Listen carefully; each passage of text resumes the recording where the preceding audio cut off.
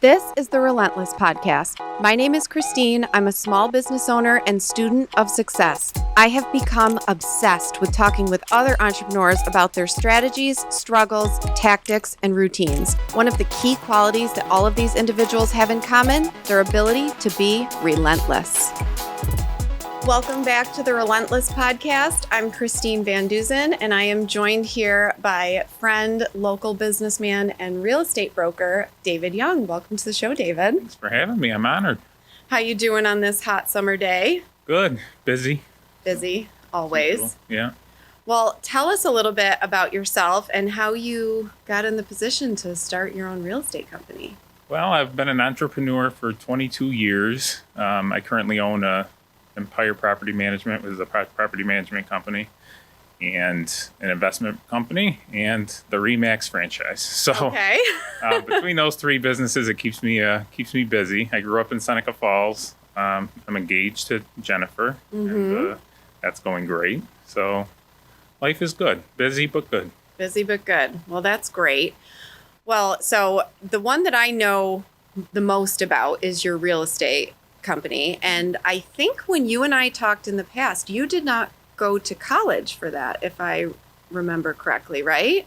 No, well, I went to college for business. Okay. So I went to CCC for business, then I went to Potsdam. Okay. In Potsdam, I studied to get my real estate license, and my family was pushing me to finish college, and I was like, but I got my license. I want to start now. I'm Yeah. doing well. So Yeah. I guess the best lesson is life lessons. So I left college and ended up just taking on real estate full time in 2001 and kind of built everything from there. So. And when you started, was it just you? Was it you and one other person? Like, tell us what that looked like. It sounds pathetic, but it was me and my mother. Same. Yeah, I worked for an independent company in Auburn for 10 years. And then in 2012, I decided to go out on my own. Okay. And my mother got her license to help me. And we just kind of grew from there, her and I. I remember being out on appointments with her, and we'd have the phone in the office forwarded to our cell phones. Yep. So we'd be showing houses, and this is back when we were the Young agency. And so we're showing houses, and we're in the middle of showing a house, and the phone rings, and I'd be like, 1 second. Young agency. Yeah. So those were the early days. So, Yeah. And that was 2012. And then in 13 is when things really took off. Yeah. Well, it's amazing because I feel like every great business story starts out and people are like mortified and embarrassed looking back on those early days, but you have to start somewhere. And you know, I think it holds so many people back because they think they have to have all these things set up and planned out and perfect before they start. And it becomes like paralysis analysis. They just never go. And so it's almost like you just have to be willing to look inexperienced or look stupid at first, and then you just go and it happens, right? Because I mean, now you have how many agents in your company? We have 15. The most we've had was 27. Okay. But I would rather have quality over quantity. Oh, absolutely. So the quality of our agents and the retention of our agents is very high. So, and I'm proud of that because, years ago, it wasn't so. I've changed a lot, the way I run the business, the way I run the company, and the way I manage. And to have retained salespeople on average switch companies every 2 years. Yeah. We haven't had an agent leave in 3. So, Wow. yeah. So, yeah, I mean, establishing a good culture is everything. And I mean, we say, you start when you're unprepared, but you quickly rose to, the levels you were right in competition with Century 21 and some of these places that have been in the area for decades. I mean, how did you do that? Was there, kind of a trick that you used or just hard work? There was an actual trick that I used. So my old boss used to tell me, instead of buying a billboard, he said, just put up for sale signs. And our commercial for sale signs are like billboards in themselves. Right, they're yeah. 4x6, so they're very large signs. So I went up and down Main Street of Geneva, Waterloo, and Seneca Falls to all the storefronts that were for rent. And I told the owners, I'll rent them out for free if you'll let me put my sign on your building. So that's amazing. What turned into 3 or 4 signs, everyone kept saying, well, I see your name everywhere. Everywhere. But my name really wasn't everywhere. It was just in downtown. But by seeing those big signs, and I think that's what really helped me take off was that people saw the name and the name recognition just stuck. And it just kind of flew from there. So That's amazing because I mean it kind of gives you that reputation, and so that you were able, because that's one of the hard things is you can start out and you can be the best in the business, but people don't want to come to you yet because there's no reputation built. So that's incredible that it just kind of was a way for you to get in the door and prove to people, listen, we're the best, we're going to prove it to you. And so that's amazing. And I did things, down to the core values of real estate. I mean, prospecting is huge in real estate, looking for business. And a lot of agents don't do that regularly. Okay. And I did that every morning. I was at the office 7 a.m, cold calling people. I would call for sale by owners. I'd call expired listings. So Yeah. I was on my toes for a long time.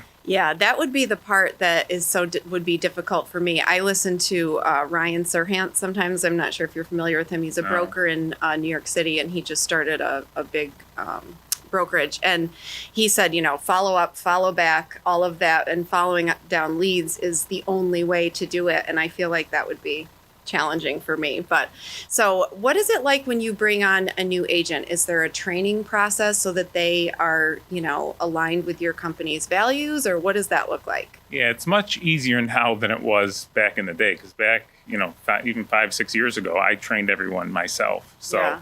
on top of running the companies, I would take them on and personally train them one by one. Now there's a system in place where they meet with our corporate team, and Okay. then they're assigned a mentor, and they follow that mentor until they're out of training, which is typically around 6 months. Yeah. So you mentioned the systems in place, and that's something that I've developed in my business over the last few years. Is I had this kind of realization a couple of years ago because I wanted to open a second location, and we didn't have an inventory system that could be duplicated without me being there. It was a manual thing, and it was a hot mess. I didn't know what I was doing. And we had grown so fast that I just couldn't take the time to do it. And I finally just said, you know what? I need to come up with some type of system so that this will run when I'm not here. And so it took about, I would say, 4 months. Me and my staff member, Jenna, got everything, it was tedious. But now, I can step back, and there are systems that I know everything is going to run the same way every day. Did you have kind of an aha moment, or is that something you knew you had to do from the beginning? I basically had an aha moment. Yeah. I'm going to admit it. I had 2 nervous breakdowns during these 22 years. I mean, more so since I opened, what was the Young Agency in 2012. I just got so busy that I mentally couldn't handle it. I individually in 2014 sold over 100 properties on my own. Oh my God. And doing that on your own is almost unheard of in this market. While managing people and While managing people and, Yeah. trying to build other companies, Sure. it was challenging. Yeah. Everybody talks about burnout, but I think unless you're in that situation where you're just like, I can't, and you literally just break down because the burnout is real. And it's all on you. Like, Yeah, everybody's relying That's what on no one you. understands. Everything is on you. So Yeah. I, after, the second time that I kind of, had a breakdown, I guess you could say, I hired a director of operations, and that made my life a lot easier. Yeah. So, but I never fully could give control to anyone because I'm a control freak and I always have to have my hands in everything. It wasn't until my fiance Jennifer joined the company, and she's someone that I value and trust. Sure. And so I trust that when I'm not there, she's going to run it the way I want it run. And so having that there is a huge assurance to me.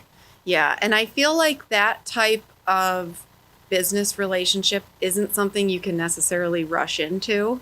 You want to get, things running and some help, but you do just have to have that trust, because I'm a control freak as well. And it's very hard for me to just be like, okay, here you go, take care of it, without like checking in 5 times to be like, you got this, but Yeah, even the old director of operations, I would still call her 5 or 6 times a day while I was on vacation, say, is everything okay? Is everything going all right? Do you need any help? So, but, I have that level of trust with Jen now, but it's taken to fully train her to run Remax, or what was the Young Agency. It's been 6 years. And so she's, after 6 years now, ready to run the company if something happened to me or I had to have her run it. So Yeah. Well, and you mentioned, the difficulty, the pressure that you have on you. And obviously, all of us went through the pandemic, which was just a cluster for everybody. But there was a massive shift in the real estate industry. And I mean, we were being told, who's essential and who's not, and who can work and who can't. And I mean, the regulations were insane. And so tell us a little bit, what was COVID like for you, and how did your business change as a result? I changed a lot because of COVID, but we'll start with the business. Okay. Real estate wasn't considered an essential need. I don't understand why, but it was you not. have to stay home, but It it's was not not essential. considered essential. We Yeah. got a letter from the governor that said we could check our mail, but that was as much my time as we could spend at our office. And Yeah. at that time, I had 4 offices, 4 brick and mortar offices. So I was petrified Yeah. because I still had to pay rent. I still had utilities. We still Uh-huh. kept some people on payroll. So it was, but at the same time, it was eye-opening and enlightening for me because it gave me that time that I never had. Like suddenly I had time to look in the mirror and concentrate on me. Mm-hmm. And so, I mean, I spent time with my dog. That was when Jen and I really got to know each other better. And when I came back, I don't feel like I came back the same person. Yeah. Yeah. I feel like a lot of us finally had an opportunity to pause, look at ourselves, look at our business. And like you say, we just didn't have the time for that before. It was like, oh yeah, my mental health is fine. It is what it is. And yeah, I'll take that trip or I'll do this. And it's like all of a sudden when you're being told you can't do this thing that's consumed your life every day, it's like, holy shit, what do I do? And my husband and I, we both are self-employed too. So it was kind of like, okay, I can't, you're not going to take care of us. You're not like, how are we going to make this work? But I mean, you evaluate your life and figure out what's important, and being the business people that you are and I am, I mean, you're like, okay, how do we pivot? How do we get through this? Where can we cut the excess, and where can we make this work so that we can get through this? Because I just remember saying, this isn't going to take us out. Like, we're going to come and go down swinging if that, it's just, I mean, how did you pull yourself out of the fear? And I mean, what were the strategies with the multiple properties and the agents? How did you do that? I was smart with budgeting, I guess you could say. I've Yeah. always been. My grandfather taught me well. He was a penny pincher, and I budgeted well. And we were just in a very good financial position when we had to close down, and I had a good cushion, thankfully. Because if I didn't, I mean, we opened back up all 4 offices, but barely. Yeah. And the good thing is when we opened back, well, bad and good. The bad thing is when we opened back up, we were down from, at that time, we probably had 9 salespeople. And when I opened back up, we had 2. Yeah. So it was just me, Jen, my mother, and 2 salespeople.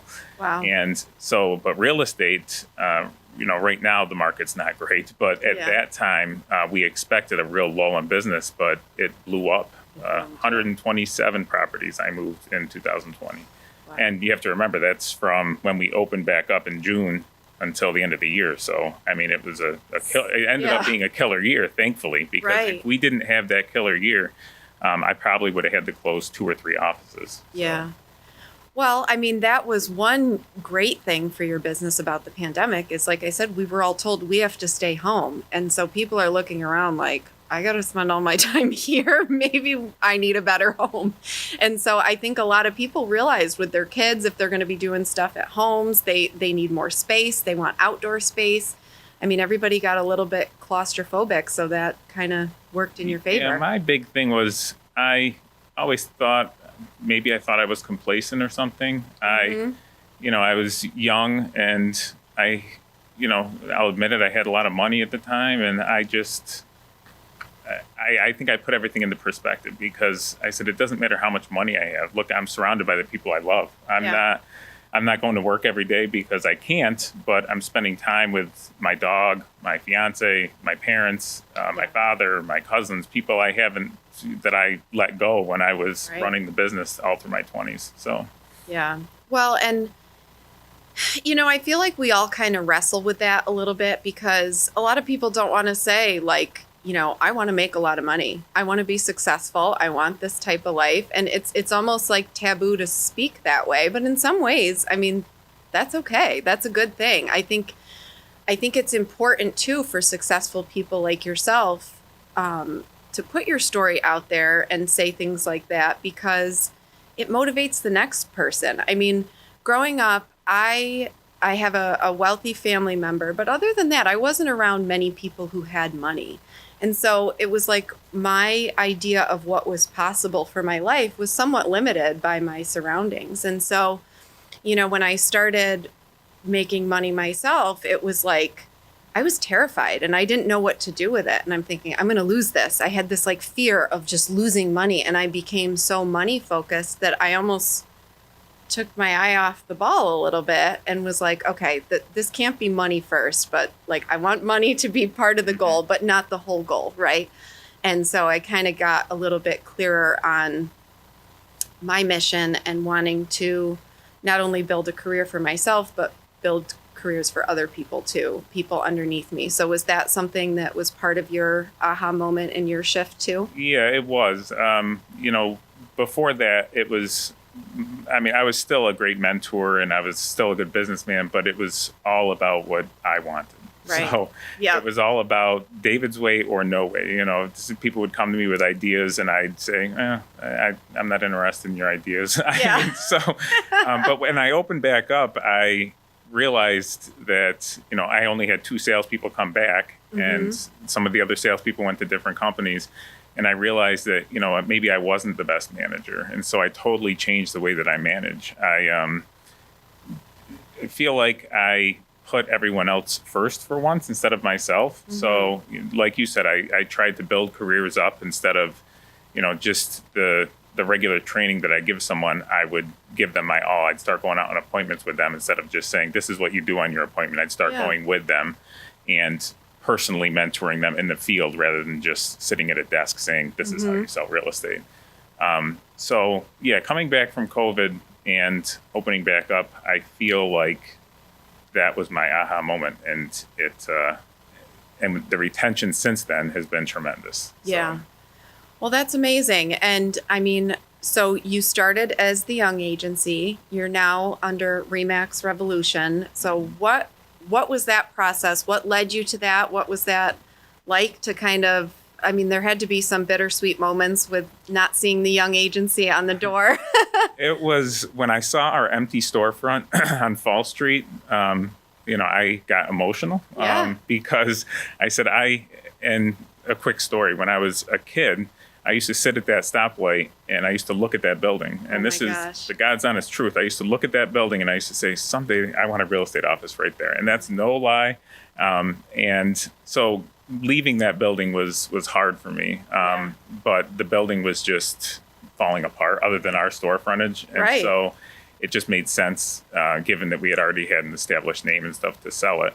It was bittersweet closing down the young agency. But I think you're going to see a lot of the independent real estate companies go with the larger franchises because it felt like we were always trying to play catch up. Right. Like I was always trying to put tools into place that another company was already 5 steps ahead of me. Yep. I was trying to build a website that was competitive. Well, their website was 10 times the website that I had. Yeah. So, and it's best for, and again, instead of putting myself first and having my name on the building, I said, I'm going to put the agents and my clients first. And by doing that, I feel like this is the best move for us. Yeah. And it's funny because I hadn't spoken to you about it, but that was my first thought is I thought, it's probably access to additional resources for the staff, better HR, better, just different tools that you can provide. And it was just, I was surprised, but I don't want to say this in a demeaning way, but I was almost like very proud because I'm like, wow, he's growing. And like you say, it was clearly a company move, not a self, it wasn't a selfish move. I would not have made that move prior to COVID. So I definitely would not have made that move. Yeah. But like I said, I learned a lot and I'm very thankful we did because we're doing very well. So. Yeah. Well, and I know you've used the term self-made a lot of times, and there's always, whenever someone says they're self-made, there are always people in their corner, family members, people supporting them. Who are those people for you? So it would be my grandfather. He sadly passed away in 2018. But growing up, he was a strong figure in my life. Yeah. And when I was going to start my company, it was when the market turned in 2008, but I had been extremely successful before that. So when the market turned, I lived off of what I had made prior to that. Okay. And in 2011, I went completely broke. Really? Yeah, completely broke. I had to move back in with my mother. Oh my I was gosh. engaged at the time. I called off my engagement. And I didn't know what I was going to do with my life. I was 27 years old and living back with my mother. And I actually got a job, got hired as a leasing executive at a group up in Buffalo. Okay. And my grandparents called me and said, come over for dinner. And so that was a normal thing every week. I'd go over to my grandparents for dinner. And my grandfather, this came right out of left field, but my grandfather says, he's like, you've always wanted to open up a real estate company and now you're giving up. He's like, you're living at home, but you're going to go work for someone else. Yeah. He's like, so I want to be that supporter of you starting your business. And he said, how much do you need? You just say a number. And I said, I don't want to owe you $20,000. I don't want to owe you $30,000. So Yeah. I went home and I still have it. I made this business plan. It was pathetic, but I made this business plan and I said, all I need is $3,000. I said, if you give me $3,000, that's enough for rent for 3 months. I was at the old machine shop. Okay. I had a little office. I had a tiny little office for $150 a month near the machine shop. I bought 3 real estate signs and I launched a website. And Wow. and then the 3,000 was just about gone. Yeah, it And goes then- quick. Yeah, so we opened in June, and then by August I had gone through that 3,000, and I was contemplating going to get a job because I was like, this is just, it wasn't taking off, and that's when I started to say, I'm not giving up, and what do I have to do?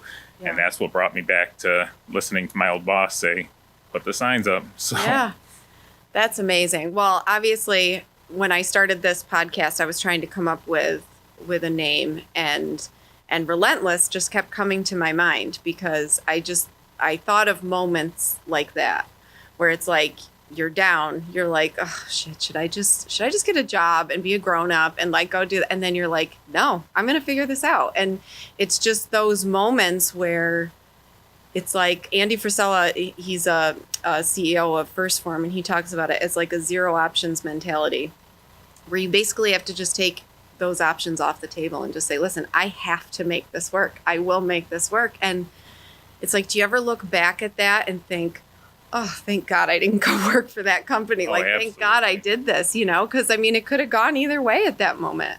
Absolutely. I look back all the time and I'm just like, if I would have made one different move, I wouldn't be where I'm at. Like just one, if I would have went and got that job, or if I would have taken the job as the leasing executive, who knows where my life would be. So.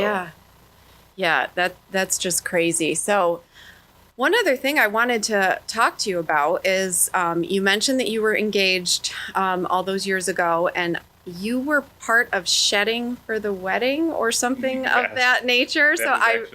And I remember you sharing some pictures of you. You had gone through a big weight loss transformation. So I love hearing about people's story, what led them to that, and obviously how have you continued to stay so healthy?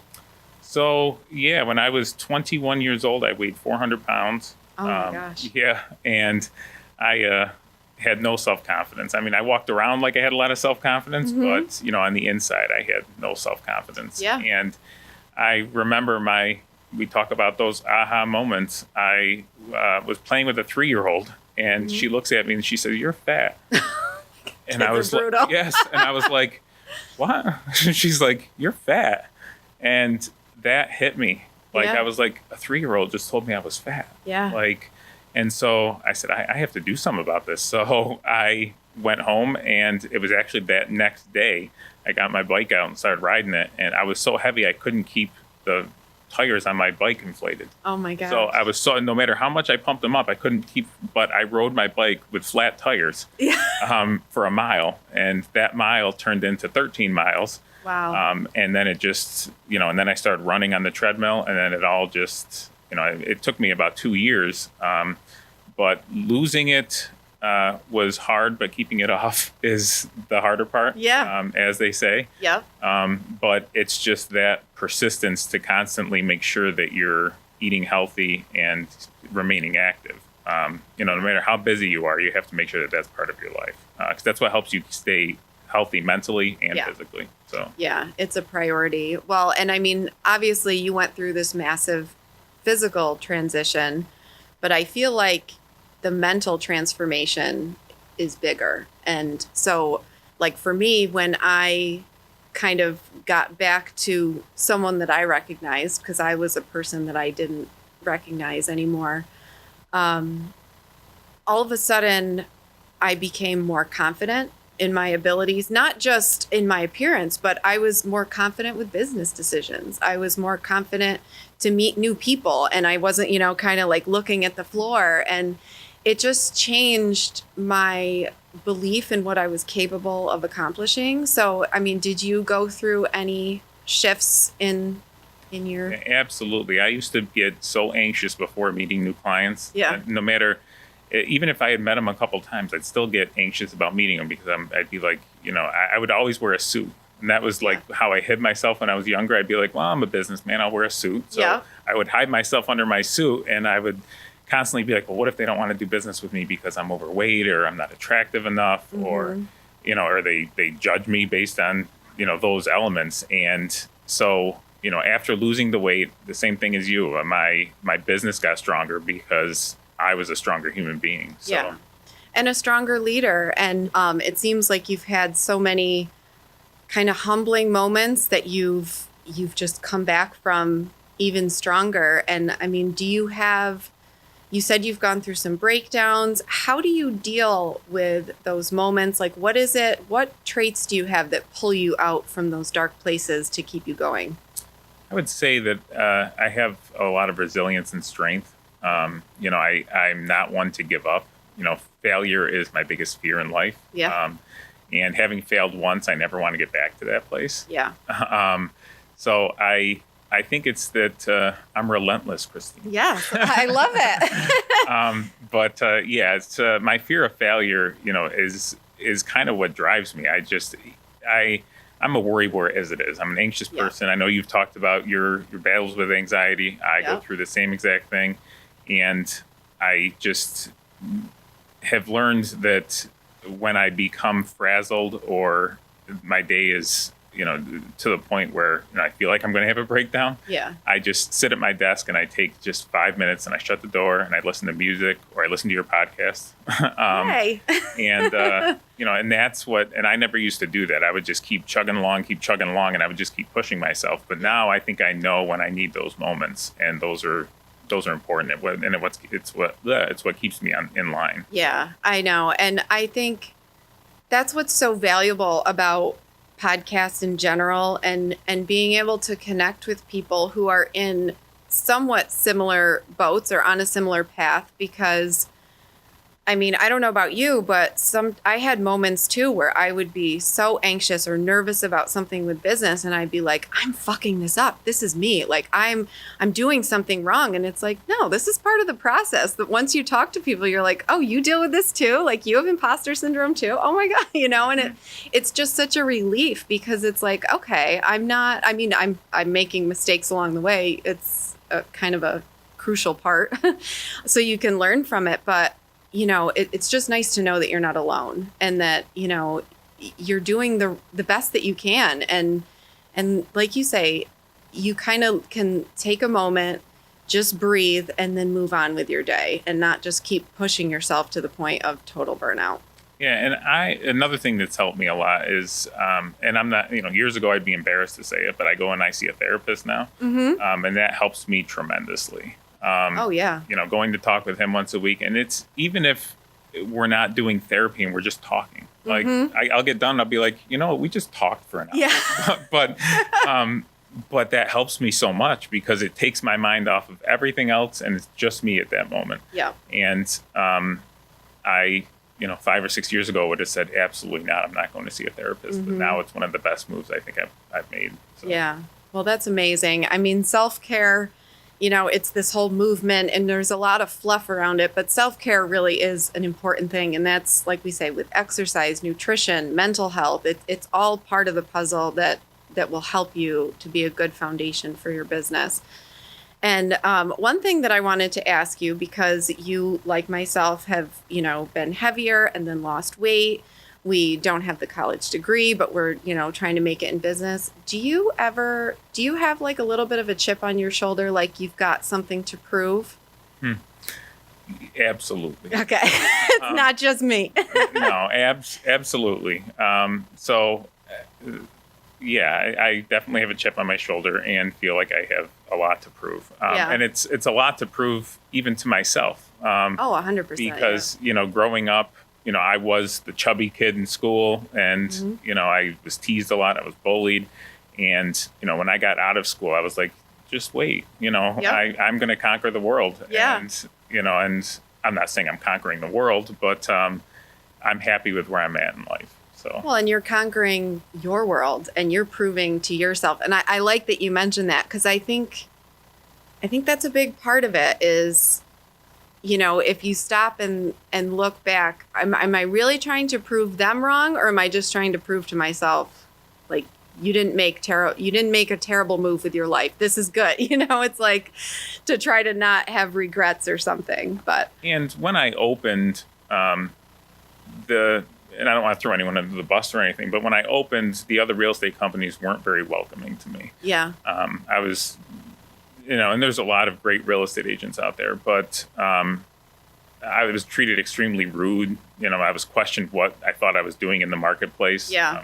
And that's the truth. Someone legit asked, I don't know what you think you're doing, but you really think you can compete with these big names out here? And I said, just watch me. Yeah. And I did. But that's another reason I had a chip on my shoulder. And I had that chip on my shoulder for many years. And I kind of got this reputation within the real estate world of being too aggressive sometimes. And I think that's why. It's because, I was kind of lashing out at the other realtors. Right. I guess you were say. Retaliating the kind of that energy. Because I was saying, look at me now, right. without saying it. Yeah. But at this point, I'm, what people want to think is what people want to think. And right. I've calmed down a lot. So. Well, and some of that is good. I mean, if you can harness that negative energy or, that into positive action and just drive to, it's like when I'm exhausted and I'm like, I don't think I just got to go home. I'll have that thought in my mind of like, no, I think I can work another hour. It's like you pull kind of some strength and energy from those moments. It's like I can still see the faces of people, who like rolled their eyes and they're like, you're opening in Seneca Falls and, just kind of like that. And you're just like, yep. And people are like, oh, they're buying from you. And it's like, and you just kind of smile and grin, but in your head, you're like, I'll show you. Yeah. I'll make it happen. So there is, kind of a healthy balance that you have to find between that energy. But so you mentioned that you were studying hard all night for the rapid fire questions, but yes. I switched them up for you a little bit. So you can answer these briefly in like a sentence or two. Are you ready? I'm ready. Okay. What does being successful mean to you? Oh. Successful to me is, I would say, at this point in my life would be happiness. I mentioned when I was younger that I was all about money and success, but now it's not about the money. It's not about the success. It's about the people I love and being happy. And I was unhappy for a long time. And it's nice to have that happiness. So I would say happiness. That's very powerful. What is something that you believed about business in the beginning that you no longer believe? That's a tough one. I know. There are probably so many things, as we've mentioned. You've had a lot of changes. I would say that I'm not fail-proof. I mean, and then it brings me back to COVID. I always thought, there's no way at this point in my career I'm going to fail. Yeah. It was like I've built, 3 companies. They're all doing well. There's no way I'm going to fail. But COVID woke me up and said, you could very easily lose all three of your companies right now and fail. So, well, and one thing that I always say to myself too is the only way that I'll fail is if I quit. If I keep moving and I keep shifting to something else, I haven't failed, you know. So, you certainly haven't either. You have traveled a lot of different places. What's the best place that you've traveled? Oh, or your favorite place? Yeah, probably New Zealand. New Zealand's beautiful, a lot of rolling hills, and Australia. I've been to a lot of places. Yeah. Sydney, Australia, I would have to say. I'm going to take back New Zealand. Sydney, Australia is an absolutely beautiful city. I climbed the bridge while we were there. Oh, wow. I don't think I could do that. I've seen that. I'm terrified of heights, so. Yeah, my wife at the time was shivering, but I was like, we're doing this. Yeah. And it was kind of, and I'm not scared of heights, but it was kind of scary. But Sydney's an absolutely beautiful city. Yeah. Well, I mean, you have shared a lot with us today, and I'm so grateful that you opened up on everything and, you know, the ups, the downs, all of that. Has it been worth it? Oh, absolutely.